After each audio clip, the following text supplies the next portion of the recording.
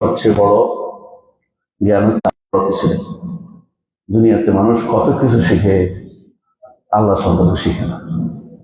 আল্লাহ তার নিজের পরিচয় দিয়েছে নাম ও গুণ দিয়ে, আল্লাহকে চিনেছি তার কর্ম দিয়ে, আল্লাহকে চিনছি তার নাম গুণ এবং কর্ম দিয়ে। আর কোনো উপায় নেই, আল্লাহকে চেনার কোনো উপায় নেই। সুতরাং তার যত বেশি নাম গুণ শিখবো তত বেশি তাকে আমরা জানতে পারবো ইনশাআল্লাহ। ইতিপূর্বে আমরা অনেকগুলো ক্লাস আমরা নিয়েছি, তাই না? 21টা ক্লাস, আজকে 22তম ক্লাস। আসমা সিফাতের উপরে আজকে 22তম ক্লাস। এর অর্থ হচ্ছে আমরা প্রায় 21টা নাম বা আরো বেশি অনেকগুলো নাম নিয়েছি, এক একটা ক্লাসে 2-3টা নাম নিয়েছি। আজকে ইনশাআল্লাহ আজকে চেষ্টা করবো আমরা 2টি নাম পড়তে, যদি সময় হয় দেখা যাক ইনশাআল্লাহ। তো 2টি নাম পড়বো। আমি সাধারণত আমাদের শেখদের কথাই বলি, নিজে থেকে বানিয়ে করছি না, যেটা আমাদের বই থেকে আছে তাই বলবো।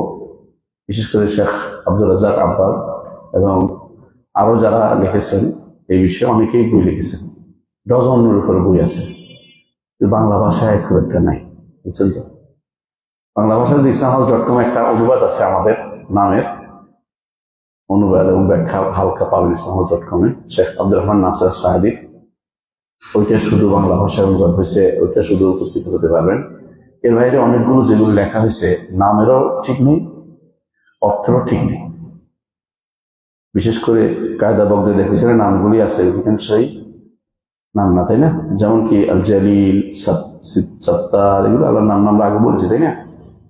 সুতরাং আল্লাহর নামগুলো যেগুলো কোরআন এবং সুন্নাহ এসেছে আমরা সেগুলো আলোচনা করব।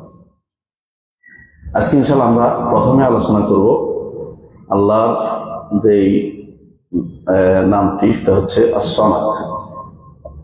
আস-সামাদ নামটি নিয়ে আলোচনা করব। কুল হুয়াল্লাহু আহাদ আল্লাহুস সামাদ। আমরা প্রায় পড়ি, প্রতিদিনই 2-3 বার পড়া হয়, আরো বেশি পড়া হয়, তাই না? সকালে কয়বার পড়ি? 3 বার। সন্ধ্যার পরে, মানে সন্ধ্যার আগে 3 বার, তাই না? প্রতি সালাতের পরে একবার, তাই না?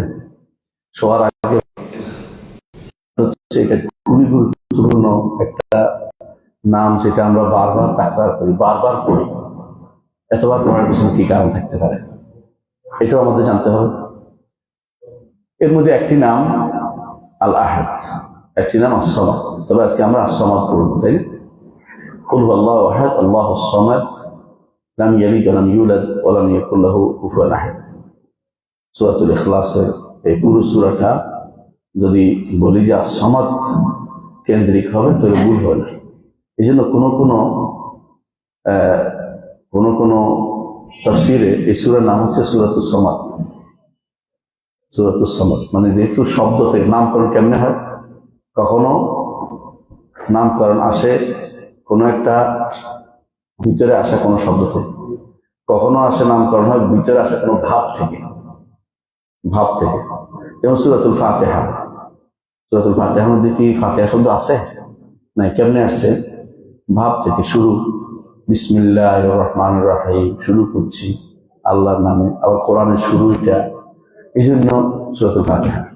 যেমন ইখলাস আমরা বলি যে ভাব থেকে। কিন্তু সামাদ একটি নাম আসছে আল্লাহ। এই সূরাটার কেন আসছে? এই সূরাটার মধ্যে সামাদ আল্লাহর গুণটা এসেছে, এবং এই গুণটাকে অনেকেই সূরাতুস সামাদ বলে, কোনো এলাকায় সামাদ বলে। বিশেষ করে আমাদের আফ্রিকান ভাইরা সূরাতুস সামাদে বলে, ইখলাস না বলে।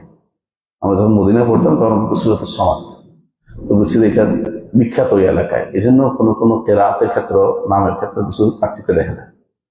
এবং এদের উপরে একটা গ্রন্থ রয়েছে আসমাউল কোরআন, এর উপরে একটা গ্রন্থ আছে আরবিতে। আমি চেষ্টা করেছি আমার তাফসীরের মধ্যে কিছু নিয়ে আসতে, এর মধ্যে থেকে কিছু আসছে, হয়তো কিছু আসে না, সব কিছু। তো যেটা বলছিলাম, সূরাতুল ইখলাস এর মধ্যে এসেছে আস-সামাদ। এখন প্রশ্ন হচ্ছে, এই সূরার রাসূলুল্লাহ সাল্লাল্লাহু আলাইহি ওয়াসাল্লাম সূরার নামকরণ বলেছেন কি তাআদুলু সুলুসাল কোরআন, কোরআনের 3 ভাগের 1 অংশের সমপর্যায়ে। যদি আপনি দেখেন এই সূরার মধ্যে আল্লাহর পুরাটাই আল্লাহ নাম গুণ। যেমন কুল হুয়াল্লাহু আহাদ আল্লাহুস সামাদ লাম ইয়ালিদ ওয়া লাম ইউলাদ ওয়া লাম ইয়াকুল লাহু কুফুয়ান আহাদ। আহাদ যিনি অনন্য, এর অর্থ হচ্ছে লাম ইয়াকুল লাহু কুফুয়ান আহাদ। আর সমাদ যিনি এর অর্থ হচ্ছে লাম ইয়ালিদ ওয়া লাম ইউলাদ। কেন? আহাদ হচ্ছে অনন্য, তার মতো কেউ হতে পারবে। আর সমাদ হচ্ছে অমুখাপেক্ষী, সবাই তার মুখাপেক্ষী, তিনি অমুখাপেক্ষী, তথা তিনি সন্তান হওয়ার অমুখাপেক্ষী, সন্তান জন্ম দেওয়ার অমুখাপেক্ষী। এই জন্য লাম ইয়ালিদ ওয়া লাম ইউলাদ ওয়া লাম ইয়াকুল লাহু কুফুয়ান আহাদ। সমাদ পুরো সূরাটাই যেন সমাদ শব্দকেন্দ্রিক, সমাদ শব্দকেন্দ্রিক। এই জন্য এইটাই যদি কোনো সুলুসুল কোরআন হয়, তাহলে আপনি বুঝছেন যে কোরআনের মূল উদ্দেশ্য যেহেতু কি তাওহীদ, আর এটা কি হ্যাঁ, কোরআনের মূল উদ্দেশ্য কি তাওহীদ, আর এটা কি মনে আছে? কোরআন মূল উদ্দেশ্য তাওহীদ এক নম্বর কি তাওহীদ, 2 নম্বর হচ্ছে রিসালাত, আহকাম, বিধিবিধান কোরআনের মধ্যে, 3 নম্বর হচ্ছে কাসাস কোরআনের মধ্যে। 3টি জিনিসের পরিপূর্ণ। যারা বিধিবিধান মানছে, যারা তাওহীদ মানছে, তাদের জন্য কি বিধান, যারা বিধিবিধান মানে তাওহীদ মানে তাদের জন্য কি ঘটনা ঘটছে, কাসাস। সেই হিসাবে আপনি দেখবেন যে কুল আল্লাহু আহাদ আল্লাহুস সামাদ লাম ইয়ালিদ ওয়া লাম ইউলাদ ওয়া লাম ইয়াকুল লাহু কুফুয়ান আহাদ, তাওহীদের শুধু বর্ণিত যে সুলুসুল কোরআন। রাসূলুল্লাহ সাল্লাল্লাহু আলাইহি ওয়াসাল্লাম বলছেন, একটা হাদিসে বলেছেন, আইয়াজু আহাদুকুম আন ইয়াকরা সুলুসুল কোরআন ফি লাইলা, তোমাদের কেউ কি এক রাত্রিতে কোরআনের 3 ভাগের এক অংশ পড়তে গিয়ে অপারগ হয়ে যাবে? ফাশাক্কা যালিকা আলাইহিম, তার মানে কঠিন। ক্বালু আইয়ুনা ইউতিকু যালিকা ইয়া রাসূলুল্লাহ, তারা বললেন যে, বুখারী হাদিস, তারা বললেন যে আমাদের কে পারবে 3 ভাগের 1 অংশ পড়তে? রাসূলুল্লাহ সাল্লাল্লাহু আলাইহি ওয়াসাল্লাম বললেন, আল্লাহুল ওয়াহিদুস সামাদ সুলুসুল কোরআন, আল্লাহুল ওয়াহিদুস সামাদ সুলুসুল কোরআন। তাই বলে 3 বার পরে কোরআন খতম করেন। 3 বার পরে কোরআন খতম বুঝতে অনেকে মনে করে যেহেতু 3 ভাগের 1 অংশ, 3 বার পরে কোরআন খতম ছাড়িয়ে দিব, এটা চলবে না। কারণ যদি 3 বার পরে তাহলে 3 বার হইল, বাকি 2টা রয়ে গেছে। বুঝে আসছে? আর কখনো মর্যাদা পাওয়া আর আসল কাজ একরকম না। ধরেন আপনি যদি কোনো সলাতুল ফজরের পরে বসে থাকেন, জিকির করতে থাকেন, আজকারগুলি পড়তে থাকেন, কোরআন তেলাওয়াত করেন, সবকিছু, সূর্য ওঠার পরে কোথাও না গেলে, তাহলে আপনি কি উমরা হজের সওয়াব পাবেন, হজ আর উমরা সওয়াব পাবেন, পূর্ণ বলছে। তাই বলতে আপনার হজ হয়ে গেছে? হজ হয়নি, কিন্তু মর্যাদা পাবেন, এটা বলা হচ্ছে। ঠিক এখানেও আপনি 3 ভাগের 1 অংশের মর্যাদা সম্পন্ন হচ্ছে এই সূরাটা, কারণ তাওহীদের আলোচনা এটা পরিপূর্ণভাবে আছে। তো সেই হিসাবে আপনি আল্লাহুল আহাদ আল্লাহুল ওয়াহিদুস সামাদ সুলুসুল কোরআন বুঝে নেবেন যে সমাদ শব্দটি কত গুরুত্বপূর্ণ। সমাদ অর্থ কি আসলে? সমাদ অর্থ আস-সাইয়্যিদুল আযীম আল্লাযী কাদ কামুলা ফি ইলমিহি ওয়া হিকমাতিহি ওয়া হিলমিহি ওয়া কুদরাতিহি ওয়া ইজ্জাতিহি ওয়া আযামাতিহি, এমন এক মহান সত্তা, নেতা বুঝেন, যার অনুসরণ করা হয়, যিনি সবকিছু পরিচালনা করেন, যার প্রতি মানুষ মুখাপেক্ষী। নেতা বুঝেন না এখন? তবে বুঝেন নেতা, তবে দেশের পাতি নেতা নয়। তিনি হচ্ছেন এমন মহান নেতা যিনি তার ইলমে পরিপূর্ণ, আলিম, এবং তিনি তার হিকমতে পরিপূর্ণ হাকিম, তিনি তার হিলমে পরিপূর্ণ হালিম। হালিম মানে কি? সহিষ্ণু। বান্দা তাকে কি বলে? বান্দা তাকে বলে যে তার ছেলে আছে, আল্লাহ সহিষ্ণুতা অবলম্বন করে। আল্লাহর চেয়ে বড় সহিষ্ণু আর কেউ নেই। আপনাকে যদি অপমান করে আর আপনি চুপ থাকতে পারেন, এটা বিশাল ব্যাপার। এই জন্য মুআবিয়া রাদিয়াল্লাহু আনহু বলা হতো হালিম। তাকে সামনাসামনি অনেক কথা বলতো, তিনি কিছু বলতেন, অত্যন্ত সহিষ্ণু ছিলেন। তো আল্লাহ তাআলা অনেক হালিম। তিনি বান্দা তার প্রতি প্রতিদিন তিনি তার বান্দার প্রতি রহমত করেন, আর বান্দা তার প্রতি ইসা করে, খারাপ ব্যবহার করে, খারাপ কথা বলে, তারপরে তিনি অত্যন্ত সহিষ্ণুতার সাথে বান্দাকে দুনিয়ার বুকে রিজিক দিচ্ছেন। এটা হাদিসে আসছে, ওয়া কুদরাতিহি, এবং আল্লাহ তিনি কাদির, তিনি সর্বময় ক্ষমতার অধিকারী, এবং তিনি আজিজ। আজিজ অর্থ কি? সম্মানিত এক অর্থ, আরেক অর্থ কি? গালিব, অপরাজেয়, যিনি কারো কেউ পরাজিত করতে পারে না তিনি। আরেক অর্থ হচ্ছে তার কাছে কেউ ঘেঁষতে পারে না। আজিজ এর যত ইমতিনা, এই 3 দিক থেকে তিনি আজিজ, এত দিক থেকে তিনি পরিপূর্ণ, তার নেতৃত্বে কর্তৃত্বে তিনি পরিপূর্ণ। এটা হচ্ছে সমাজের অর্থ। আবার তিনি আযীম, তার আজমতের কাছে সবাই কি? ক্ষুদ্র। কারণ আসমান জমিন সমস্ত সৃষ্টিটা যদি মুষ্টির ভিতরে থাকে, আসমান জমিনগুলো, আর আসমান তার ডান হাতে ভাঁজ করা থাকে, এর অর্থ হচ্ছে তিনি আযীম মা আযমা, তার চেয়ে বড় আযীম আর কেউ হতে পারে না। এই জন্য তিনি সর্বদিক থেকে পরিপূর্ণ একজন মহা কর্তৃত্ববান সত্তা হচ্ছেন আমার রব্বুল আলামিন। আর এইটাই সমাজের অর্থ, কথা দিচ্ছেন। তা আল্লাহ তাআলা যখন আপনি বলেন কুল হুয়াল্লাহু আহাদ, আল্লাহুস সামাদ, তখন অটোমেটিকলি আপনার কাছে কি মনে হবে?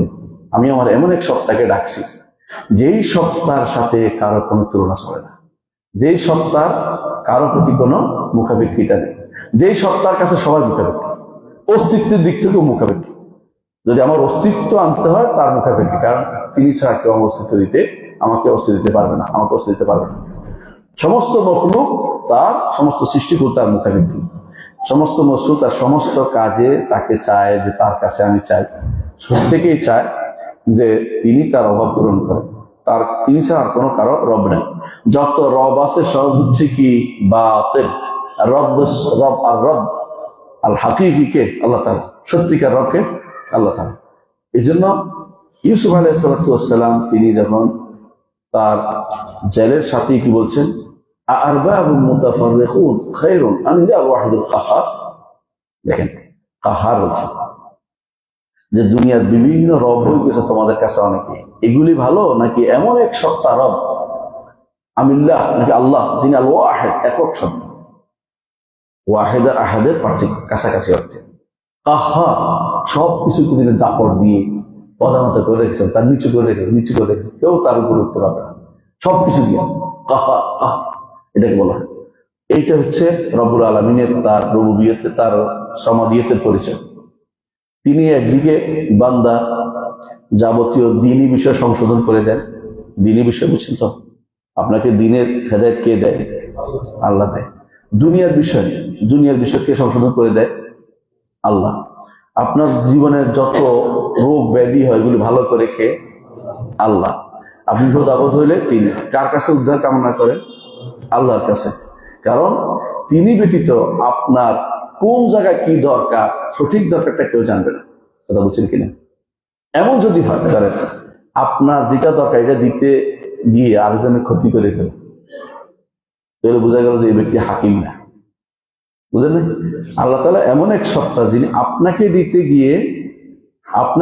গিয়ে আরেকজনের ক্ষতি করে না। কি কি কি বিশাল প্রজ্ঞার পরিচয় সেটা, কি হিকমতের পরিচয় সেটা, কি বিধান তিনি দেন যে বিধানে সবার জন্য হতে পারে। অথচ দুনিয়ার বুকে অনেকেই একটা বিধান আজকে বানায়, কালকে দেখে যে এটা তার বিরুদ্ধে গেছে, তখন আরেকটা বানায়, এটাকে নতুন করে আবার নতুনটা বানাই দেয়, কারণ তার কাছে এটা কি না, এখন আর দেখে দিতে আর কার্যকর না, আবার বদলায়। কারণ তার কাছে কোনো বিধান দিয়ে তারা ঠিক করতে পারে না। আপনারা যারা, আমরা যারা দেখছি বিধান দিয়ে মানুষের মধ্যে তারা সঠিকটা দিতে পারে না, কারণ তারা রব হওয়ার উপযুক্ত না, কারণ তারা সমাজ না। আল্লাহ তাআলা এই জন্য প্রত্যেক হিকমত অনুসারে প্রত্যেকে দিতে পারেন। বিপদ থেকে যখন আপনি বিপদে পড়েন কার কাছে উদ্ধার কামনা করেন? আল্লাহর কাছে। যখন আপনি সমস্যা পড়েন তার কাছে যান। আপনার যত দয়া দরকার, আপনার যত দুনিয়ার প্রাপ্তি দরকার, তার কাছে শুধুমাত্র তুলে ধরতে পারেন একান্তে। আমাদের মধ্যে অনেকে মনে করে রসুলের কাছে মন খুলে দেওয়া যায়, এটা শিক্ষি কথা। রসুলের কাছে কেউ মন খুলে দেয়? রসুল মারা গেছে, রসুলের জীবদ্দশা রসুলের কাছে বলতেন যে আমার এই সমস্যা। মরার পর রসুলের কাছে সমস্যা তুলে দেওয়া তো শিখ। মরার পরে কার কাছে বলতে হবে? আল্লাহর কাছে। রসুলের কাছে ওই সময় এটা বলতে পারতেন, এই তার যেটা তিনি পারতেন সেটা ভালো করার মতো, কিন্তু যেটা পারতেন না এটাও তখন জীবদ্দশাও চাওয়া যায় না। কারণ আমরা বলেছিলাম যে 3 জিনিস হলে চাওয়া যায়, তাই না? কি? সক্ষমতা, জীবিত, উপস্থিত, তাই না? আমি যদি বলি যে হ্যাঁ অমুক আমাকে 1 গ্লাস পানি খাওয়া, তিনি এখানে নাই, তাহলে ভুল হবে, এটা মারাত্মক ভুল হবে। কেউ যে পাগল নাকি কি দেখে, রাসূলুল্লাহ সাল্লাল্লাহু আলাইহি ওয়াসাল্লাম এখানে নাই, আমরা এখন তার কাছে চাইতে পারি, তাই না? কিন্তু আল্লাহ তাআলার কাছে আমরা যে কোনো সময় যে কোনো জিনিস চাইতে পারি। ওয়া তাওয়াক্কাল আল হাইয়্যিল লাযী লা ইয়ামুত, ওই রবের উপর তাওয়াক্কুল করেন যিনি কোনোদিন মারা যাবেন না। রাসূল দুনিয়া থেকে যাবেন, আলেমরা দুনিয়া থেকে যাবে, কিন্তু আল্লাহ তাআলা তিনি আছেন। ওমা মুহাম্মাদুর ইল্লা রাসূল কাদ খালাত মিন ক্বাবলি রাসূল আফা ইন মাতা আও কুতিলা ইনকালাবতুম আলা আকাবিকুম।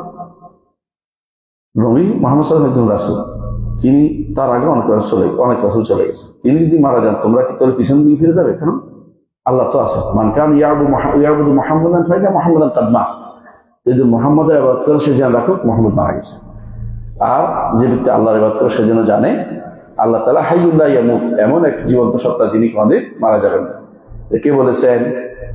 আবু বকর রাদিয়াল্লাহু আনহু। আহসানতুম, বারাকাল্লাহু ফিকুম, বারাকাল্লাহু।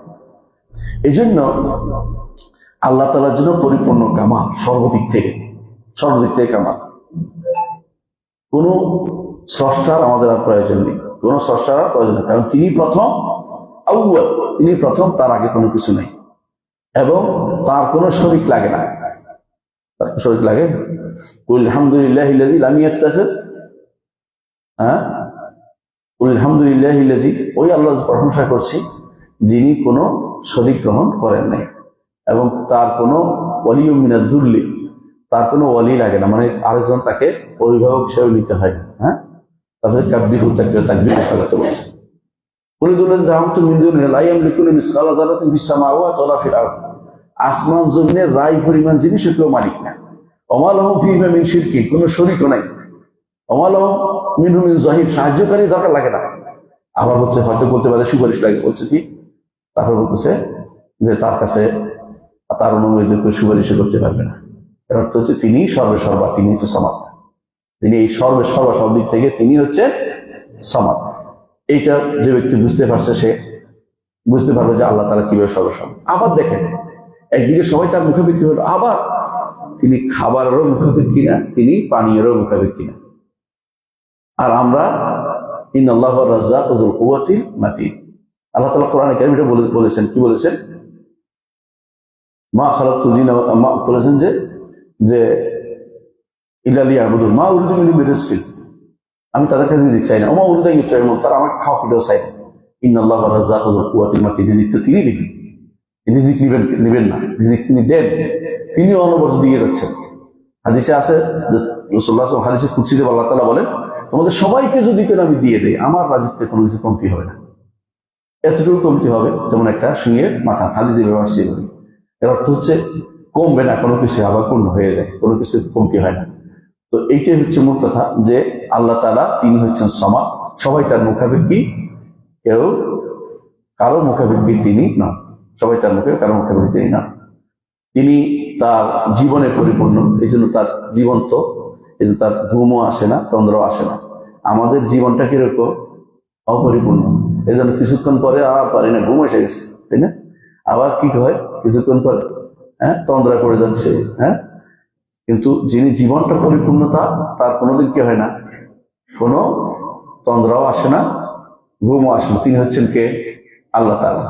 আর তিনি হচ্ছেন সমাদ, তিনি হচ্ছেন সমাদ, কোনো কিছুর মুখাপেক্ষী তিনি নন, সবাই তার মুখাপেক্ষী। রাসূলুল্লাহ সাল্লাল্লাহু আলাইহি ওয়াসাল্লাম এই সূরার ব্যাপারে এই সমাদ সংক্রান্ত একটা হাদিস আপনাদের মনে আছে, কি হচ্ছে, এক ব্যক্তি, রাসূলুল্লাহ সাল্লাল্লাহু আলাইহি ওয়াসাল্লাম এক ব্যক্তিকে জিহাদে পাঠিয়েছেন আমির হিসেবে। তো তিনি কি করতেন, তার অনুসারীদের নিয়ে যখনই কোনো সূরা পড়তেন তখনই কি করতেন, কখনো সালাত করতেন, সালাত পড়ার শেষে আইনা প্রত্যেক রাকাতের শেষে আবার কুল আল্লাহু আহাদ করতেন। কেন? কুল আল্লাহু আহাদ আল্লাহুস সামাদ, তিনি এই শব্দটা খুব ভালোবাসতেন। আল্লাহ নামগুলিকে ভালোবাসা কিন্তু ইমানের একটা অঙ্গ, বিরাট নেয়ামত। তার নামগুলো ভালোবাসতে পারছেন, কারণ আল্লাহকে যাকে ডাকবেন তাকে ভালোবাসে ডাকতে হবে না। আল্লাহ তাআলা কি বলেছেন?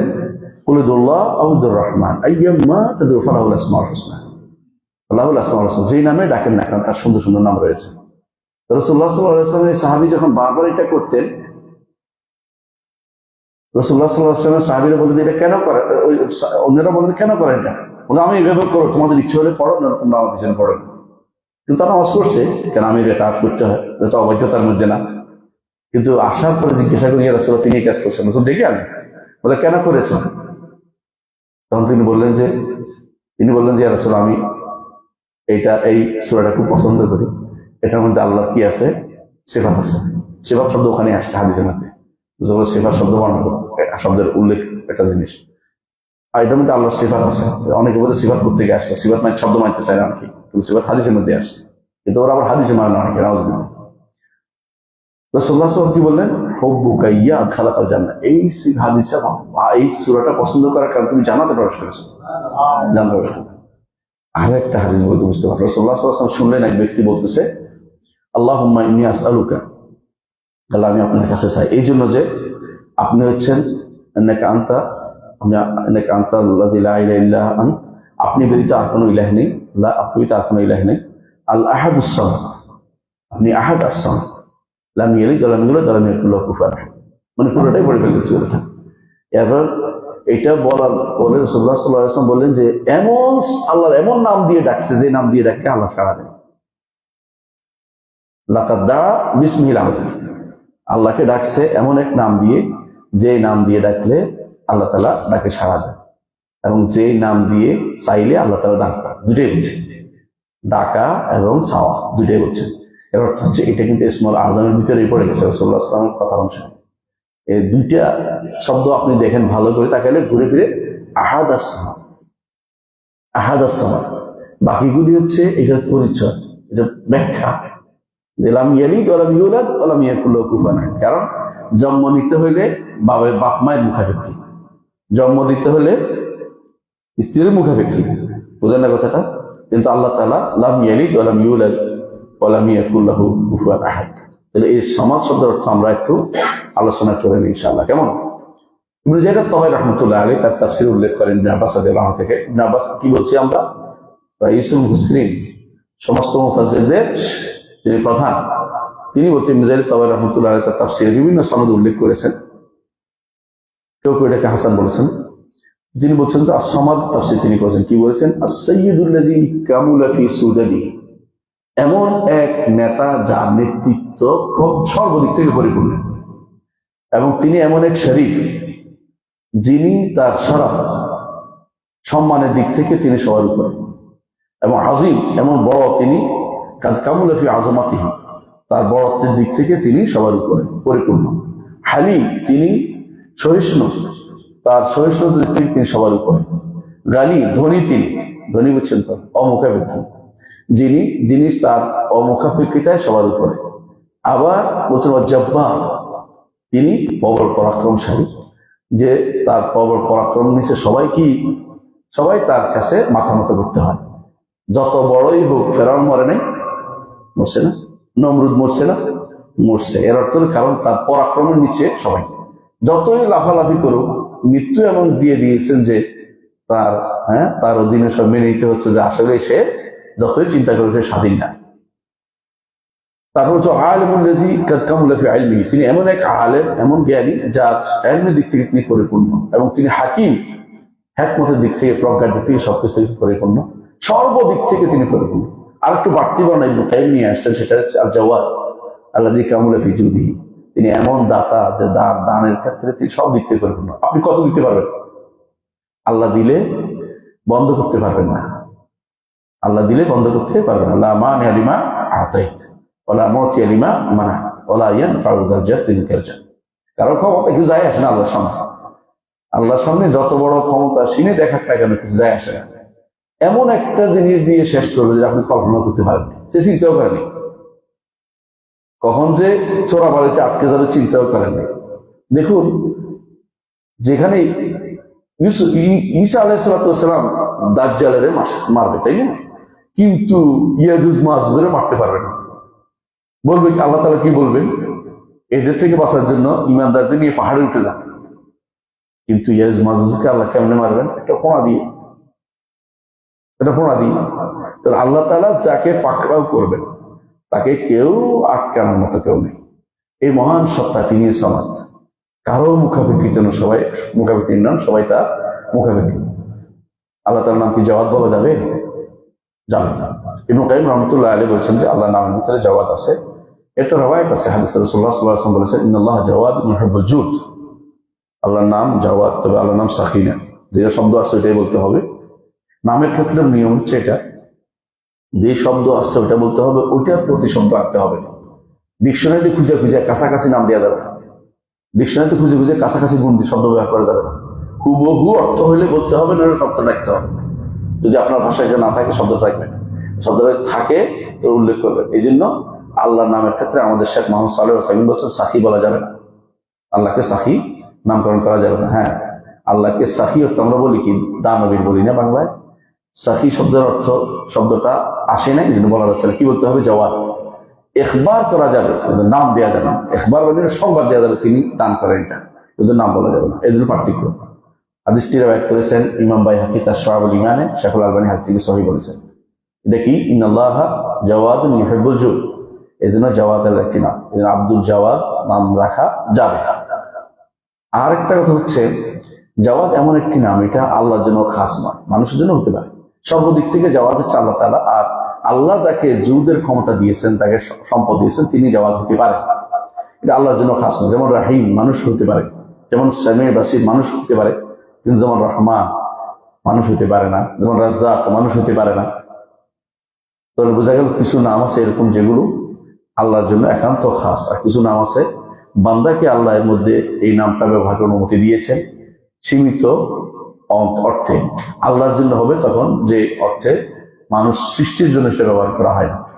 তাহলে আমরা বুঝতে পারলাম যে ইবনে কাইয়্যিম রাহমাতুল্লাহ যেটা বলেছেন যে সমাদ হচ্ছে এই সত্তা যিনি তার সর্বদিক থেকে, তার কর্তৃত্বে, নেতৃত্বে এবং তার এই সর্বগুণে তিনি পরিপূর্ণ। তার নামের দিক থেকে, গুণের দিক থেকে, সব দিক থেকে তিনি পরিপূর্ণ। তার কাছে মানুষ তার কাছে কি দিয়ে যায়? চাওয়ার জন্য যায়, ভয় ভীত হয়ে তার কাছে ভয় ভীত হয়ে তার কাছে নিজেকে সমর্পণ করে। তিনি তার দানের মাধ্যমে মানুষের কাছে প্রসিদ্ধ হয়ে আছেন। সবাই এই অংশটা বেশি দেখে যে আমি কি পাবো তার কাছে। এই জন্য সমাদত্ত সবাই বলেন তার কাছে মানুষ মুখাভিজ্ঞ। তিনি কারো মুখাভিজ্ঞ অংশটা বলেন না কেন, এটা সবাই অন্য খান থেকে বুঝতে পারে, অন্য খান দিয়ে বুঝতে পারে এটা, কিন্তু তিনি কারো মুখাপেক্ষী না। সলফে সালেহিন এই জন্য কেউ কেউ ব্যাখ্যা করেছেন শব্দ এটার তাফসীর, তো যেহেতু কোরআনে কারিমে আসছে তাফসীর সবাই করবে। ইমাম ইবনে কাইয়্যিম রাহমাতুল্লাহ আলাইহি কিছু তাফসীর উল্লেখ করেছেন, আমি সেগুলো উল্লেখ করছি। এক নম্বরে তিনি বলছেন যে আস-সামাদ আল্লাযী লা জাওফা লাহু, যার পেট নেই। পেট নেই বুঝেন কিনা? আমাদের আদম আলাইহিস সালামকে যখন সৃষ্টি করা হয়েছে, তো ইবলিস বেটা কি এসছে, আসে দেখতেছে যে পেট আছে, তার ধারণা হলো যে সব পেট থাকলে বেচারা পেটের জন্য ভুল করে গেল, একবার এটা করবে, এটা করে গুনার কাজ করবে, বুঝছেন? তো তারা যে ব্যাখ্যা করেছে যে সৈয়দ সামাদ হচ্ছে এমন এক সত্তা যার পেট নেই, অর্থাৎ যার নিজের কোনো অভাব নাই। পেট থাকলে কি আছে, পুরানোর অভাবে পাগল হয়ে যায়, কেমনি খাবে, কেমনি কি করবে, সারাক্ষণে চিন্তা বিপদ থাকে। আবার কেউ কেউ তাফসীর করেছেন যিনি এমন এক সত্তা যে সবাই তার কাছে নিজের চাওয়াটা পেশ করে, এটা তাফসীর করেছেন কেউ।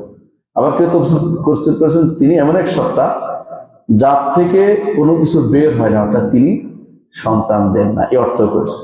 কেউ অর্থ করেছেন, 4 নম্বর অর্থ করেছেন এমন এক সত্তা যা সমস্ত কর্তৃত্ব যেখানে গিয়ে শেষ হয়ে গেছে। আপনার কর্তৃত্ব কতক্ষণ চলবে? কিছুক্ষণ কাজ চলে না, বুঝেন নাই? ডাক্তার কি বলে, ভালো মন্দ খাওয়ান, আর নাই, শেষ। কিন্তু দেখা যায় আমার ফুফু বলছে ভালো মন্দ খাওয়ান শেষ 50 বছর আগে বলছে, মানে আমি 20 বছর বয়সে তখন, মানে 20 বছর নষ্ট, আমি তখন 10-12 বছর ছিলাম, 40 বছর 50 বছর গেছে, 40 বছর হয়ে গেছে, উনি এখনো জীবিত আছে, মরে। ডাক্তার বলছিল যে শেষ শেষ, মানে ওনাদের কারবার শেষ হয়ে গেছে, কিন্তু আল্লাহ তাআলা রয়ে গেছে। আল্লাহ তাআলার কাছে যে ক্ষমতা, এটা সবাই জানে। মানুষ বলে না যে শেষ, আর কিছু আমাদের কাছে করার নেই, এটা একটা বহুত বছর বেঁচে আছে।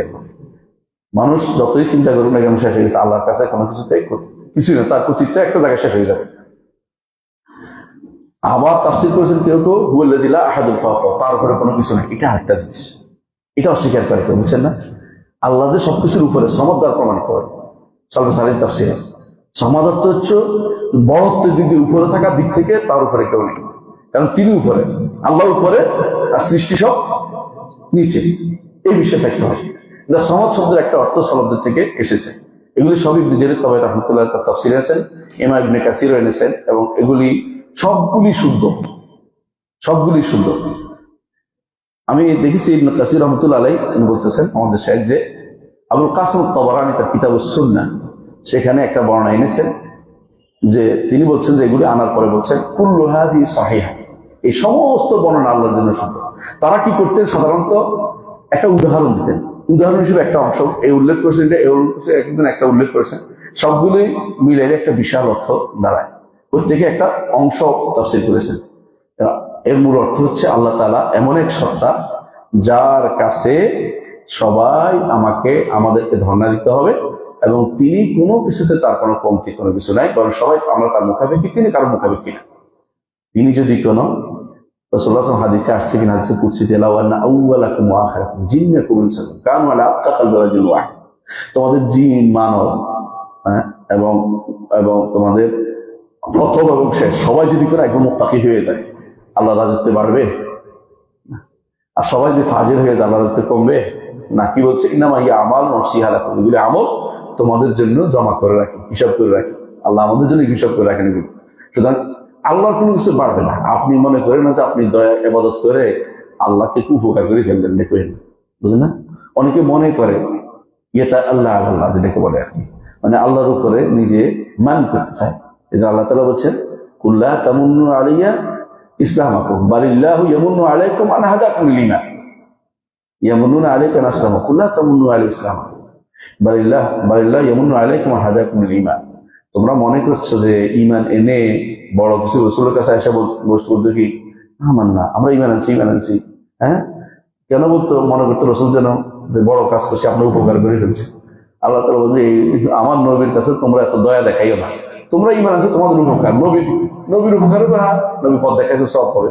আল্লাহকে কোনো আল্লাহর উপরে তোমরা দয়া করছো এটা বলিও না, আল্লাহ তোমাদেরকে দয়া করে হেদায়েত দিয়েছে, এটা যেন বুঝে আসে মানুষের। এই জন্য শেখ মোহাম্মদ আমিন শাকিত রহমতুল্লাহ আলাইহি বলছেন যে আল্লাহ তাআলা তিনি এমন এক সত্তা যিনি যার কাছে মানুষ বিপদে আপদ তার কাছে যায়, আর তিনি এমন এক সত্তা যিনি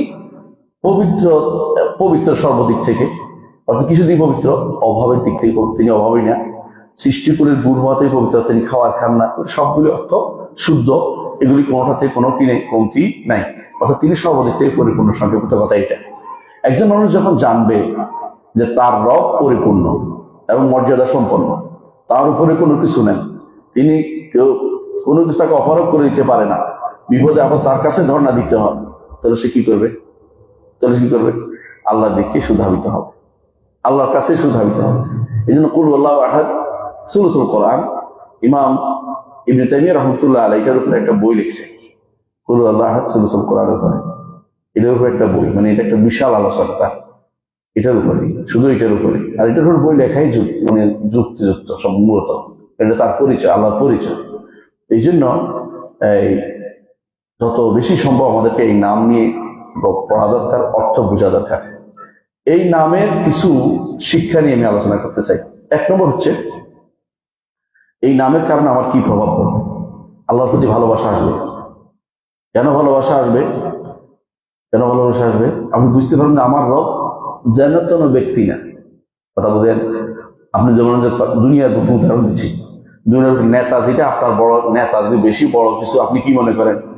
তুমি সেন, বরিশালের ভাষা বললাম আর কি, তাই না? তুমি সেন, মোর বাবা এই ছিল ওই ছিল, তাই না? নেতা দেখানোর জন্য, নেতাগিরি দেখানোর জন্য। আর যিনি বুঝছে তার রবকে, তিনি তাকে ভালোবাসবে না? তার ভালোবাসা হবে সবার উপরে, এবং তার এবাদত হবে, তার এবাদত করবে সে, দাসত্ব করতে দ্বিধা করবে না। দুনিয়ার বুকে যদি কোনো আপনি দেখেন কেউ আপনাকে আগলে রাখছে, তার উপর আপনার উপর কেউ আক্রমণ করতে পারে না, কোনো অসুবিধা করতে পারে না, সবকিছু আমি আছি, দেখা লাড়ি নিয়ে দাঁড়িয়ে আছি, আপনি কেউ বলেন যে আমি তো আমার নেতা অমুক, তিনি ভালো আছেন, তিনি আমাকে দেখান। আর যিনি রব্বুল আলামিন শুধু একজন না, সমস্ত সৃষ্টিকে তিনি দেখাশোনা করছেন। সৃষ্টি যে কত বেশি তা তো হিসাব করতে পারবেন না। হ্যাঁ, পানিতে কত সৃষ্টি আছে আপনি বলতে পারবেন? উপরে কত আছে, ডাঙ্গায় কত বলতে পারবেন না। আকাশে কত আছে আমরা জানি না, উপরে অন্য কোথাও কত আছে আমরা জানি না। আল্লাহ সৃষ্টির হিসাব করবে কে? ওমায়া, আল্লাহ সৃষ্টির সম্পর্কে কেউ জানবে, আর কোথায় কি হিসাব করতে কেউ পারবে না। এই রব্বুল আলামিন সবাই জিনিস চাওয়া দিচ্ছে, তো তাকে আবার করবেন না? তাকে ভালোবাসবেন না? এক নম্বর যে যদি কেউ আল্লাহর সমাদ নামটি বুঝতে পারে, তাকে কি করবে? ভালোবাসবে এবং তার ইবাদত করবে। দ্বিতীয় যে উপকারিতা হচ্ছে যে একমাত্র তার উপরে তাওয়াক্কুল করবে, তার কাছেই নিজের সবকিছু পেশ করবে এবং তার কাছে নিজেকে সুপর্দ করবে, অন্য কারো কাছে না। আল্লাহর কাছে সুপর্দ করলে কি লাভ? আল্লাহর কাছে সুপর্দ যদি করতে পারেন, তাওয়াক্কুল শুধু আল্লাহর উপর হইলে বিনা হিসাবে জান্নাতে যাবে। এটা তো আমার কথা, রাসূল হাদিস, ওয়ালা রাব্বিহিম ইয়াতাওয়াক্কালুন। জান্নাতে বিনা হিসাবে যাওয়ার জন্য একটাই বড় শর্ত, এটা কি? আল্লাহর উপর তাওয়াক্কুল। এর সাথে আরো তিনটা উল্লেখ করছে না, যে কি করবে না, কি করবে না বলছে? কুলক্ষণ দিবে না, একটা বলছে। আরেকটা কি বলছে? যা করছে বেড়াবে না। আরেকটা কি বলছে? মানে কাই লাগাবে না, বা এটাকে বলা হয় সেকা লাগাবে না, এই তিনটার মূল কথা হচ্ছে একটাই, আল্লাহ রাব্বি তাওয়াক্কুল, আল্লাহর উপর তাওয়াক্কুল করছে। এই জন্য তাওয়াক্কুল যদি আল্লাহর উপর হয়, সত্যিকারের তাওয়াক্কুল, তাহলে সে কিন্তু বিনা হিসেবে জানাচ্ছে। এই জন্য যে ব্যক্তি আল্লাহকে সমাজ জানছে, সে আর কারো কাছে চাইবে না। কেন আমার এগুলো অভাব, দুনিয়ার বেটা হবে, ওই বেটা হবে, দিতে পারলে কত দিবে, কিন্তু আমার রব দিলে কেউ আটকাইতে পারবে না। আমার রব মানা করলে কেউ দিতে পারবে না। হ্যাঁ, ওলা মুতিয়া লিমা মানাতা, তিনি যে মানা করেন কেউ দিতে পারবে না। সুতরাং তার সাথে সম্পর্ক আপনি শক্তিশালী করুন। তিনি যদি আপনাকে না দেন, রাগ করেন না। তিনি না দেওয়ার পিছনে কারণ হচ্ছে তিনি চান তিনি আরো বেশি বেশি করে আপনি তার কাছে ধর্ণা দেন। তিনি আপনার দাসত্বের পরীক্ষা নিচ্ছেন, যে বেটা আমার দাস হয়ে থাকে কিনা। এটা আরো ভালো নেয়ামত, এটা আরেক নেয়ামত, আমি সত্যিকার দাসত্ব করে যেতে পারছি মৃত্যু পর্যন্ত। আমি মৃত্যু তার দাসত্ব করে যাচ্ছি। এই তাওয়াক্কুলটা আপনার আসবে। তৃতীয় যে আপনার উপকারিতা, তা হচ্ছে প্রভাব আসবে, এটা হচ্ছে আপনার আল্লাহর আজমত আপনার মধ্যে থাকবে। তিনি কত বড়, সবাই তার মুখে থাকবে। সবাই কাকে বলে, আমরা সবাই বলতে অত সোজা, বাস্তবে অনেক বেশি। জিন, ইনস, তারপরে ছোট ছোট পোকা মাকড় হইতে শুরু করে এমন পোকা মাকড় যেটা আপনি চিন্তাও করেন নাই, এটারও তো আল্লাহ খাওয়াচ্ছে।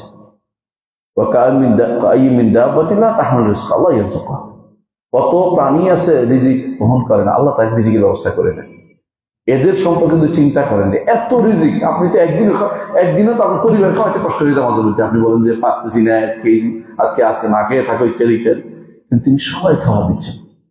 এক একটা প্রাণী সমুদ্রের এক লোক মাঝে খায়, ওই লোক মা আপনি হয়তো দেখবেন যে আপনার 1 মাসের খাওয়া খাই হচ্ছে। সমুদ্রে এত বড় বড় প্রাণী আছে, মাছ আছে বড় বড়, বিশেষ করে যেগুলি কি বলে হাঙ্গর বা জাতীয় কিছু আছে বড় বড়, তিমি তো একটা তো হাতির ছিল বড়, কত বড় হাতি, কত হাতি একসাথে। তো এইগুলিকে আল্লাহ সবাই রিজিক ব্যবস্থা করতেছেন, কিন্তু সবাই রিজিক জমা করে না। রিজিক জমা করে কে? মানুষ আর পিঁপড়া। পিঁপড়া শুধু রিজিক জমা করে, মানুষ জমা করে। ওনারা কি করে? খেয়ে বলছে শেষ হয়ে গেছে, আবার নতুন করে চিন্তা করে, খিদে লাগলে আবার বেরিয়ে পড়ে। মানুষ এবং পিঁপড়া ছাড়া কেউ রিজিক এত জমা করে পাগল হয় না। হ্যাঁ, আল্লাহ আমার নিষেধ করছি না আমি জমা করাটা, কিন্তু মানুষের এই মানুষ এবং সবার ব্যবস্থা, রিজিকের ব্যবস্থা আল্লাহ করে দেন। আল্লাহ কোরআন কারীম বলে দিয়েছেন, রিজিক বহন করা না যায় না, কিন্তু আল্লাহর উপর তাওয়াক্কুল থাকা দরকার। আমি আমার রিজিক দিব এই চিন্তা করা দরকার নেই। এই জন্য যে কেউ যদি মনে করে যে রিজিকের দ্বিতীয় আমি দিতে পারবো না, সন্তান হত্যা করে রিজিক করছে, বলছেন আল্লাহ তাআলা কি বলছেন কোরআন কারীম? হ্যাঁ, ওরা তাত্তু আওলাদুকুম তুমি নাহনু নারযুকুকুম ওয়া ইয়্যাকুম।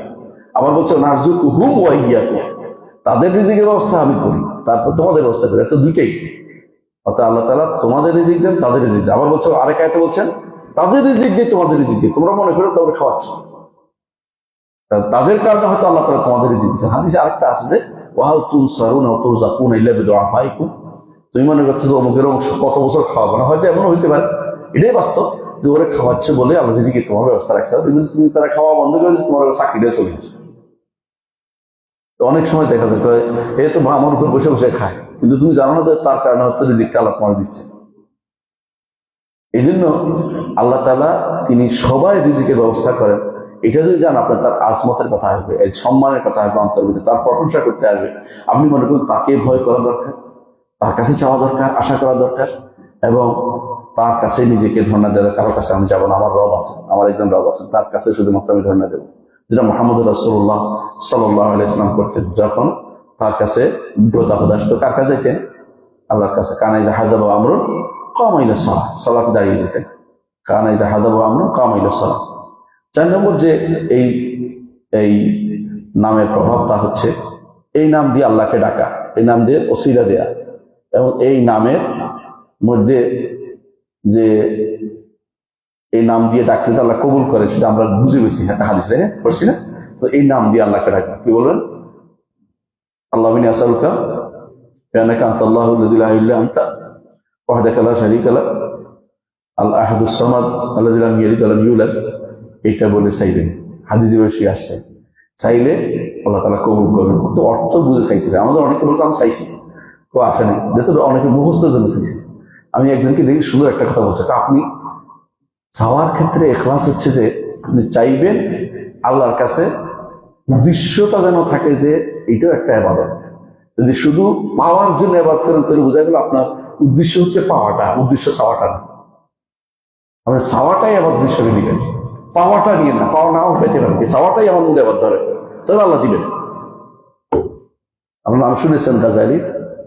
গাজালি শুনছে যে 40 দিন পর্যন্ত কেউ কোনো জামাতে ফজর নামাজ পড়ে তো তার হ্যাকমত, তো তিনি অনেক 40 দিন কষ্ট করে ফজর নামাজ পড়ছেন জামাতের সাথে হ্যাকমতের আশায়।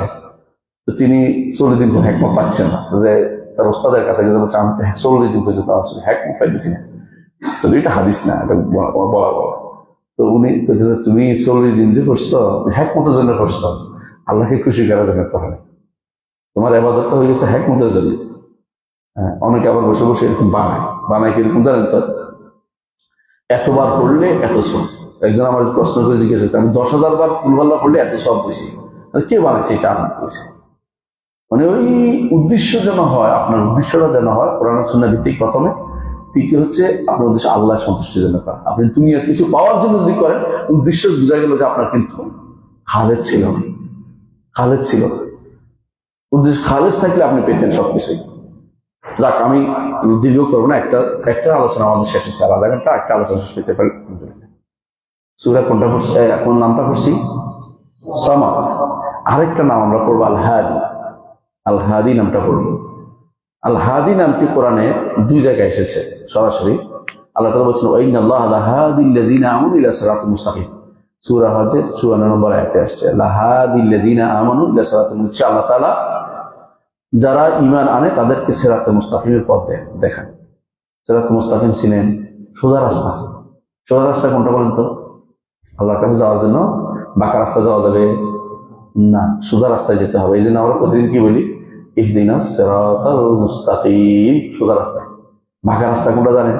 যেটা রাসূল দেখান না, এটা বাঁকা রাস্তা। যে পথে সাহাবায়ে কেরাম চলেন না, এটা বাঁকা রাস্তা। খারেজি, শিয়া, কাদারি, জাবারি, আশারি, মুতাজিলি, মাতুরিদি, এগুলো সব বাঁকা রাস্তা। সোজা রাস্তা কোনটা? আহলুস সুন্নাত ওয়াল জামাতের রাস্তা, সালফে সালেহিনের রাস্তা। এই পথে চললে সোজা রাস্তা পাবেন। আল্লাহ তাআলা বলছেন যে তিনি যারা ঈমান আনেন তাদেরকে সোজা রাস্তা দিয়ে পরিচালনা করেন, সোজা রাস্তায় পরিচালনা করেন। এবং আল্লাহ তাআলা আরো বলছেন ওয়াকাফা বিরাব্বিকা হাদিয়ান ওয়া নাসিরা, হেদায়েতকারী এবং সাহায্যকারী সব আল্লাহ যথেষ্ট। আল্লাহ হাদি, আল্লাহুল হাদি, তিনি হেদায়েতকারী। 2টি নাম আল্লাহ, 2টি কোরআন 2 জায়গায় আসছে হাদি নামটি, হচ্ছে আল্লাহ হেদায়েতকারী। এর বাইরে আল্লাহ ইয়াহদি, তাহদি বহুবার আসছে, শেষ নেই। আল্লাহ হেদায়েত দেন, আল্লাহ হেদায়েত দেন প্রচুর পরিমাণে আসছে, কিন্তু নাম হিসাবে আসছে 2 জায়গায়, একটা সূরা হাজ্জের, একটা সূরা ফুরকানের 31 নম্বর আয়াত। হাদি অর্থ কি আসলে? হাদি অর্থ হলো পথ দেখানো। হেদায়েত হলো কোনো দেখানো, পথ দিয়ে দেওয়া হয়, পথ দিয়ে দেওয়া। আবার কোনো কিছু ঢেলে দেওয়া, অন্তরের ভিতরে ঢেলে দেওয়া হয়, বুঝে আসছে? মানে কি করতে হবে তাকে সেদিক নির্দেশনা দেওয়া হয়।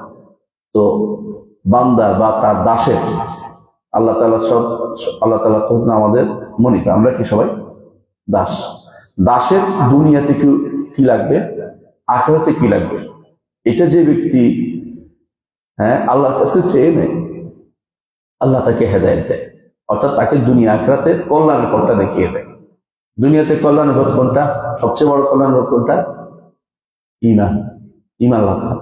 আখিরাতে সবচেয়ে বড় কল্যাণ কোনটা? জান্নাত লাভ করা, তাই না? জান্নাত লাভ করা কল্যাণ। আর জান্নাত লাভ করলে সবই পেয়েছেন, আল্লাহ দেখা পাবেন, আল্লাহ সাক্ষাৎ হবে না? সাক্ষাৎ হবে। এই সাক্ষাৎ মানে কি? চেহারা দর্শন। আল্লাহ কোনো কিছু আমরা দেখবো না, আল্লাহ চেহারাকে শুধু, বুঝে আসছে? হাদিসে ভেবে আসছে যেভাবে তার চেহারা দেখা হচ্ছে আখিরাতে বড় নেয়ামত, আর তার পথে চলা হচ্ছে দুনিয়ার, তাকে তার পরিচয় লাভ করা হচ্ছে দুনিয়া বড় নেয়ামত। দুনিয়া বড় হচ্ছে আল্লাহ পরিচয় লাভ করা। পরিচয় লাভ করতে হবে নামগুণ দিয়ে। নামগুণের আমাদের প্রত্যেকটি ভাইকে জানা উচিত, পরিবারের প্রত্যেককে আপনি জানা উচিত যে আল্লাহর নামটা অর্থ শিখে নাও। আল্লাহ এটা, আল্লাহকে যত নাম দেন, আল্লাহর নাম গুণ জানবেন, তত আল্লাহ শিখ থেকে মুক্ত থাকতে পারবেন। কারণ আপনি আর কাজ চাইবেন না, বলেন এটা আল্লাহ। আমার হেদায়েত দিবে কি? আল্লাহ। হেদায়েত মানুষে দিতে পারে? পীরে, জিরে, বাজার মাসে দিতে পারবে না। হেদায়েত দিবে কে? একমাত্র আল্লাহ। তিনি ওই কেউ আপনাকে হেদায়েত দিতে পারবেন না, কেউ আপনাকে হেদায়েত দিতে পারবেন না। তাই তার হেদায়েতের কারণে তিনি, এই যে তার হেদায়েতের কারণে তিনি যারা আনুগত্য করে, সন্তুষ্ট করে, তারা হেদায়েত পাইছে। যারা ঈমান আনছে, কে হেদায়েত দিচ্ছে তাদেরকে? আল্লাহ। যারা এই প্রাণীকুল আছে, তারা যে চলছে দুনিয়াতে, কে হেদায়েত দিয়েছে? আল্লাহ। এই হেদায়েত হতো পথ প্রদর্শন, তার দুনিয়ার কিভাবে চলতে হবে সেটা। আর হেদায়েতের এই যেটা মানে ইমানদার হেদায়েত, যেটা এটা বড় হেদায়েত, এটা একটা তুলনা মানে করতেছে। তাই আলোচনাগুলো আমরা করবো ইনশাআল্লাহ। কোরআনে কারিমে আল্লাহ তাআলা বলছেন যে তিনি সমস্ত সৃষ্টিকে হেদায়েত দিয়েছেন, সমস্ত সৃষ্টিকে হেদায়েত দিয়েছেন। কি বলছেন? আল্লাযী রাব্বুনা আল্লাযী আ'তা কুল্লা শাইইন খালকাহু সুম্মা হাদা। ফেরাউন, ওর নাম শুনছেন তো? বাড়ি কই ছিল? মিশর, ঠিক আছে, মাশাআল্লাহ। ফেরাউন কি বলছে? যে ফেরাউন বলতেছে যে ওমর রব্বুকুম ইয়া মূসা, মূসা তোমার রব আবার কেন? মানে সে নিজের রব দাবি করতেছে, বুঝলেন? তা যাই হোক, বর্তমান যুগে এরকম বহুত ফেরাউন আছে, নাম ধরছি, নাম ধরে, কিন্তু ফেরাউন গোষ্ঠী আছে যারা আল্লাহর দিনকে কি করে, কোনোভাবেই শুনতে রাজি, নিজেরা অনেক কিছু করে ফেলে এমন দাবি করতেছে। শেষ দেখা যায় কিছুই করতে পারে, নিজেরাই পালায়। বহুত ফেরাউন এরকম আসে দুনিয়াতে, আসে যায়। ফেরাউনের চরিত্র আল্লাহ কি বলছে? ওয়াজআলনাহুম আইম্মাতান ইয়াদউনা ইলান নার ওয়া ইয়াওমাল কিয়ামাতি লা ইউনসারুন। ফেরাউন গোষ্ঠী দুনিয়ার বুকে আরো আছে, তবে দুনিয়া যতগুলি এই চরিত্রের মানুষ আসবে তাদের ইমামকে ফেরাও, ইমাম ফেরাও, বুঝলেন তো? মানুষের জুলুম করবে, এটা করবে, এটা চলতেই থাকবে, কিন্তু এদের নেতা হচ্ছে ফেরাও। আর বিপরীতে হেদায়েত যারা পাচ্ছে তাদের নেতাকে মূসা। প্রমাণ আল্লাহ কোরআনে বলছে, ওয়ালাকাদ আতাইনা মূসা, সূরা সাজদার মধ্যে বলছে, সূরা সাজদার মধ্যে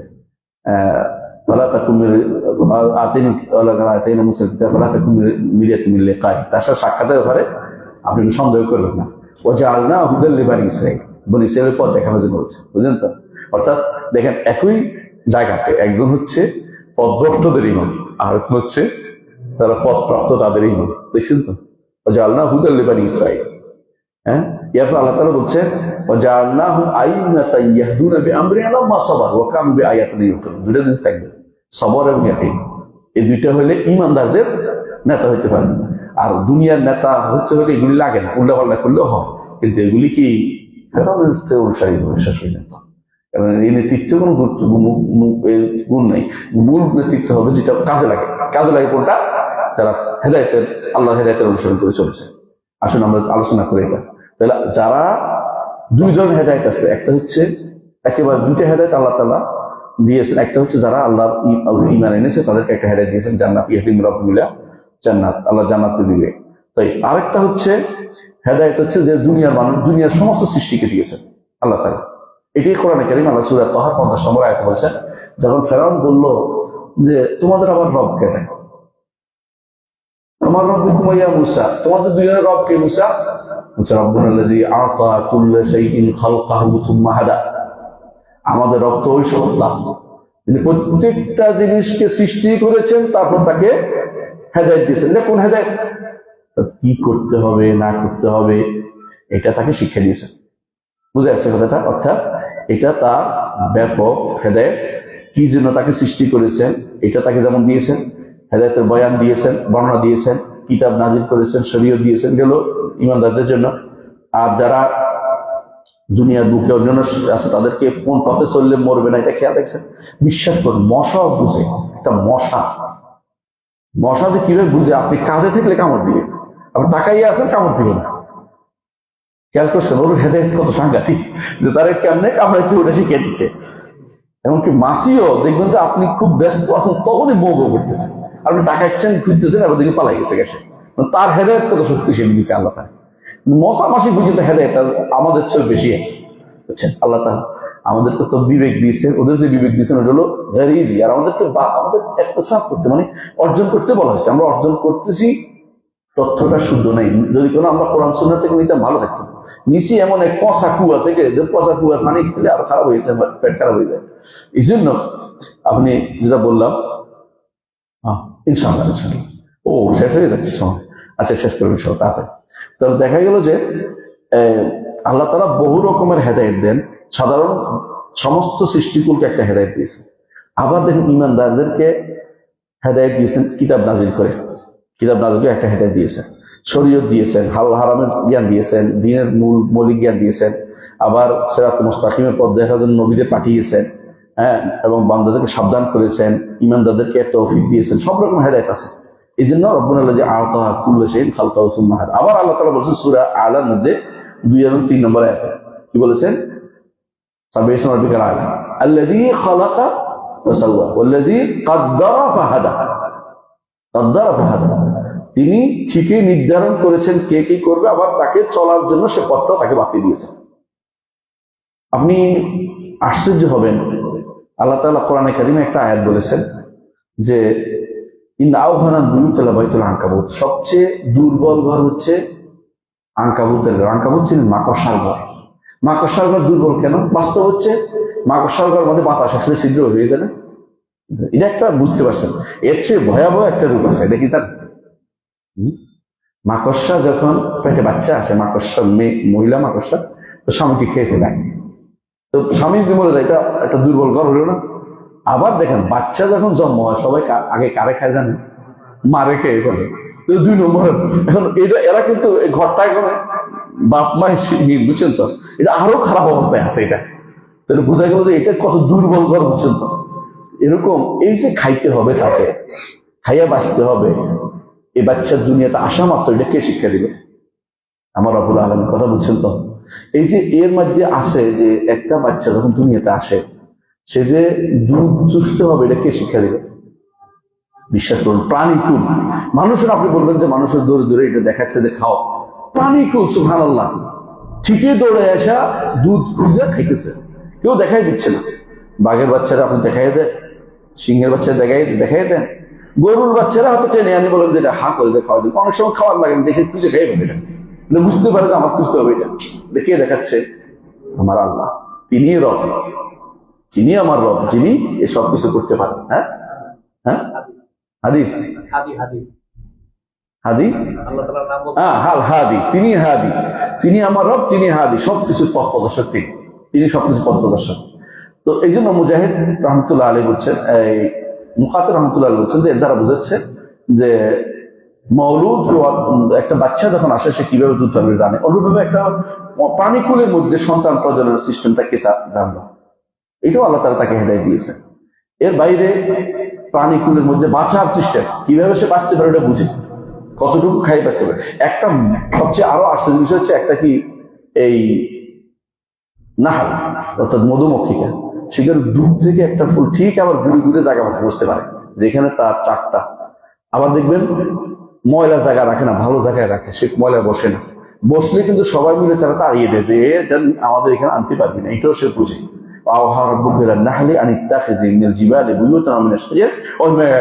সে মাটিতে লাগায় না, গর্ত উঁচু জায়গায় যেখানে ময়লা ঢুকে না, সেখানে সে তার বাসাটা করে। এগুলো হেদায়েত কে দিয়েছে?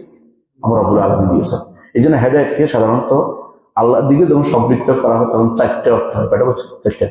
1 নম্বর হচ্ছে প্রত্যেকে তার জীবন ধারণের জন্য যা যা দরকার সব করে। সংক্ষেপে বুঝছেন তো? প্রাণীকুল, মানুষ, সবাই জীবন ধারণ একটা দেন। এই জন্য কাফেরও একটা হেদায়েত পেয়েছে, এটা হলো দুনিয়ার জীবন যাপনের জন্য একটা হেদায়েত। তার জীবনের কি কি দরকার এটাকে শিখবে, খুঁজে নেওয়ার জন্য তারও একটা জ্ঞান দিয়েছেন। এই জন্য আপনি পিঁপড়াকে পাবেন নিজের থেকে বহুগুণ বড় একটা টেনে নিয়ে রওনা হয়েছে, দেখুন না? সে বুঝছে যে এটা নিতে হবে, আমাদের রাখতে হবে। দ্বিতীয়, আল্লাহ তাআলা কোরআনে কারীমে উল্লেখ করেছে সূরা আনআমের 38-39 নম্বর আয়াতে, ওয়া মিন দাব্বাতিন ফিল আরদি ইল্লা আল্লাহু রিজকুহা ওয়া মিন দাব্বাতিন ফিল আরদি ইল্লা ওয়া লা তায়িরিন বিজানাহি ইল্লা উমামুন আমসালুকুম মা ফারাতনা ফিল কিতাবি মিন শাইইন সুম্মা ইলা রাব্বিহিম ইহশারুন ওয়াল্লাযিনা কাযাবু বিআয়াতিনা সুম্মুন ওয়া বুকমুন ফি যুলুমাত মান ইয়াশাউ ইউদিল্লু ওয়া মান ইয়াশাউ ইয়াজআলহু সিরাতান মুস্তাকিম। লম্বা সময় না, আমি সংক্ষেপ করে দিতে চাই।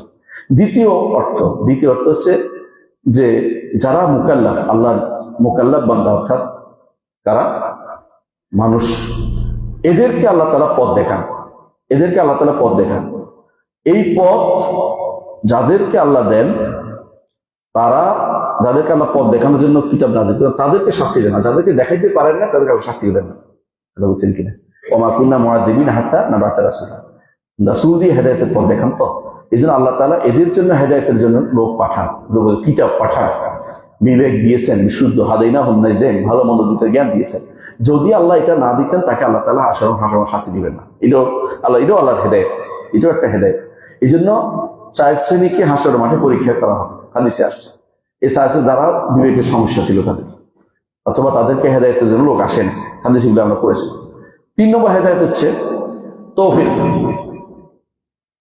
এই হেদায়েতের মাধ্যমে হেদায়েত সব পায় নাই, অনেকে হেদায়েত পথ দেখিয়ে দিচ্ছে, কিন্তু এগুলো তৌফিক দিয়ে দেয়া আমাদের নেই।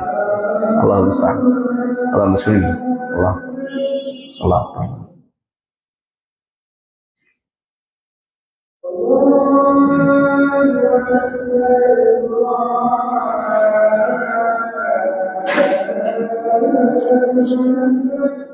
আল্লাহ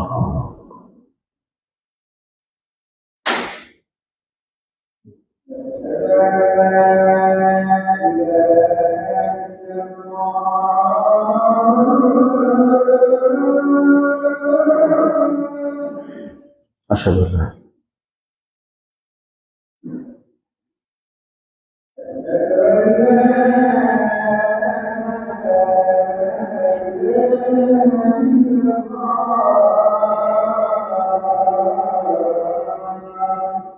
أشهد أن لا وأنا أشهد أن لا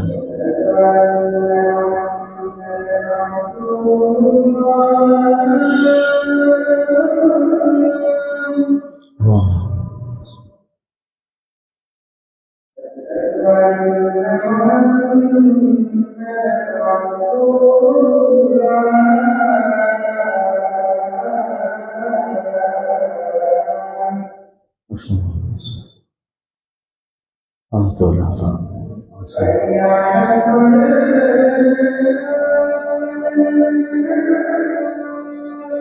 نعم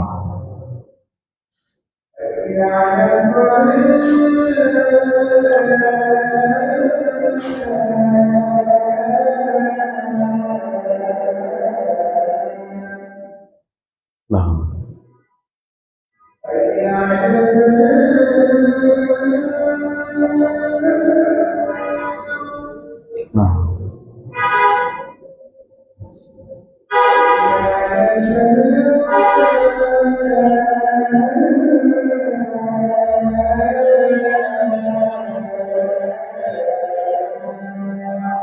نعم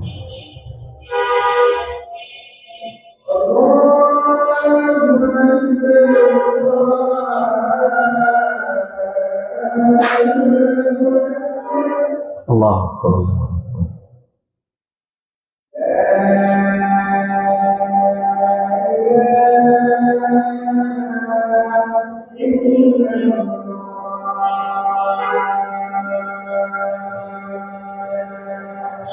لا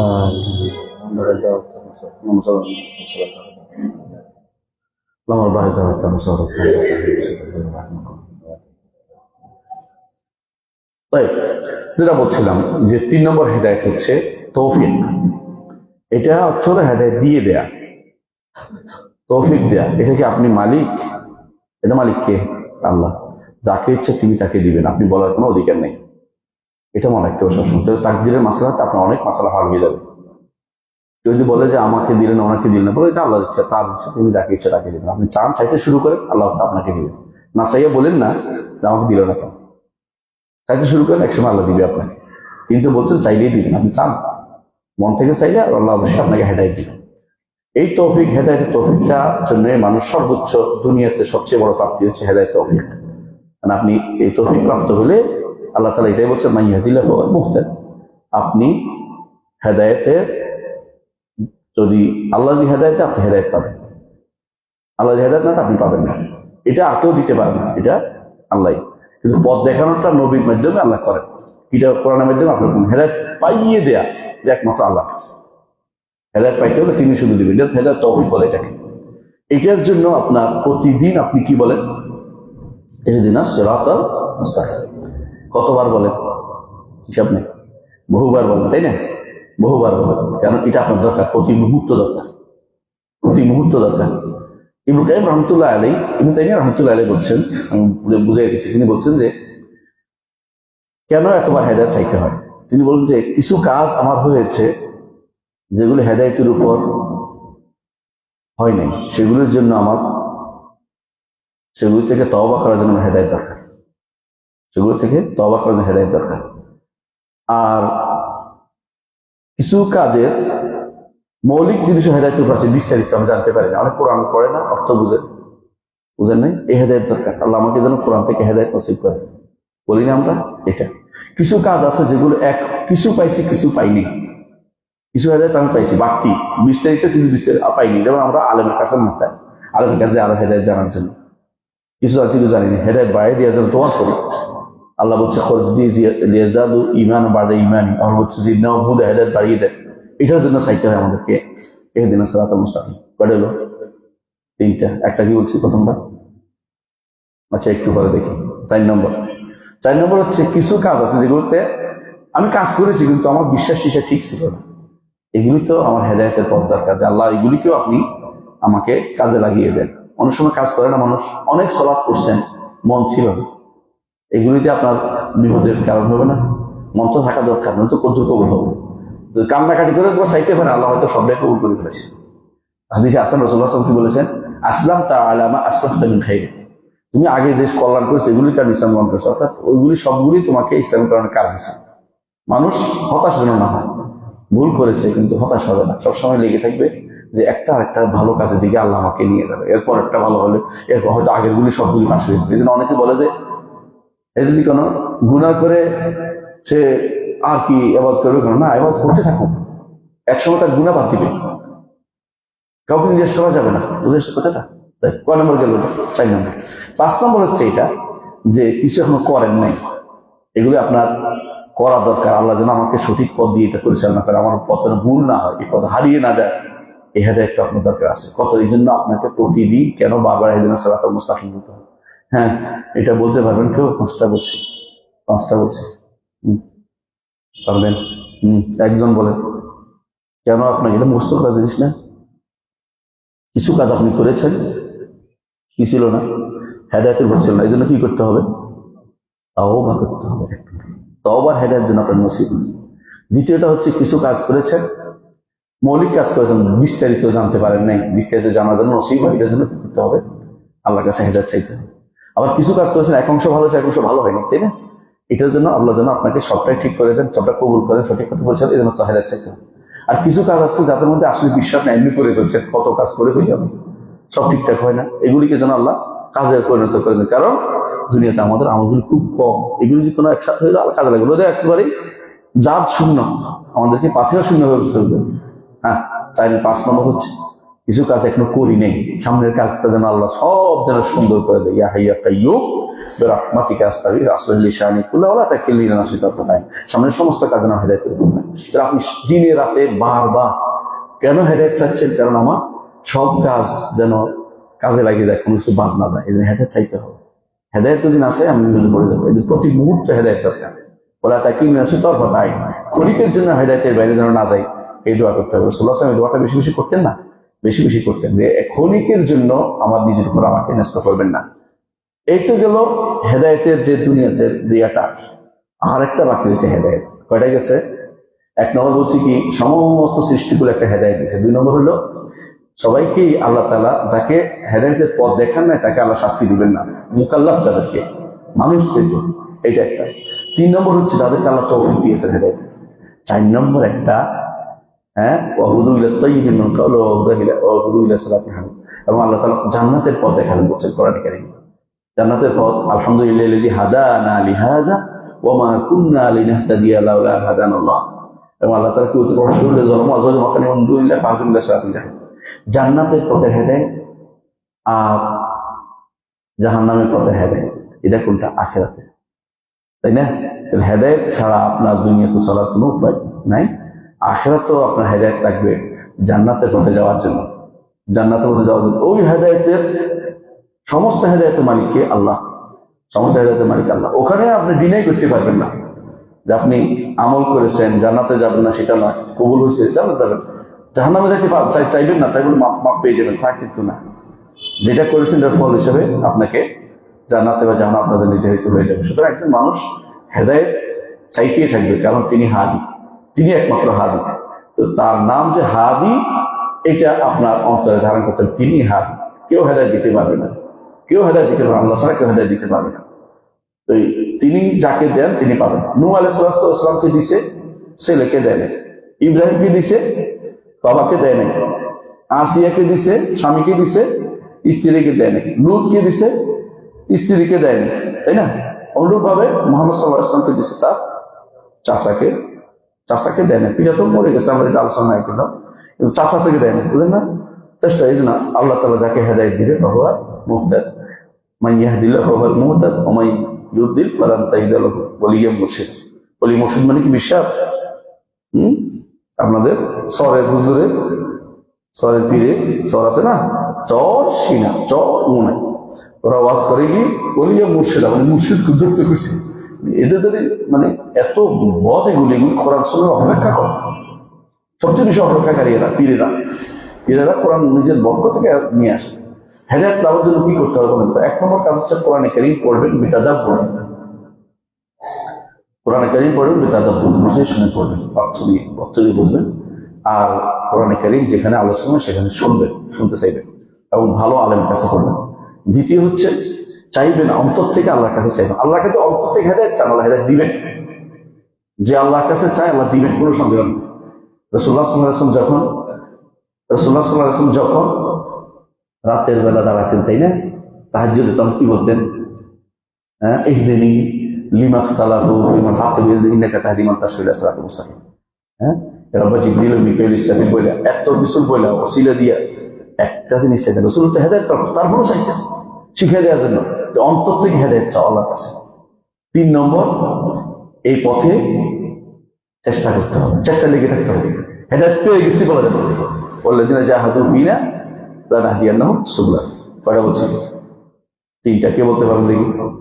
কি করতে হবে হেদায়েত পেতে হলে? কোরআনে কারীম তাদাব্বুর করতে হবে। 2 নম্বর, আল্লাহর কাছে হেদায়েত চাইলে সিদক নিয়ত শুদ্ধ হবে। 3 নম্বর, এই পথে লেগে থাকতে হবে। কতক্ষণ শিয়াদের কথা, কতক্ষণ রাফেজদের কথা, কতক্ষণ শয়তানের কথা শুনে এসে হেদায়েত জীবনে পাবেন না। হেদায়েত পেতে কোরআন সুন্নাহ পড়তে হবে। কথা আছে? সুবহানাকাল্লাহু ওয়া বিহামদিকা আশহাদু আল্লা ইলাহা ইল্লা আনতা আস্তাগফিরুকা ওয়া আতুবু ইলাইক। আসসালামু আলাইকুম ওয়া রাহমাতুল্লাহি ওয়া বারাকাতুহু।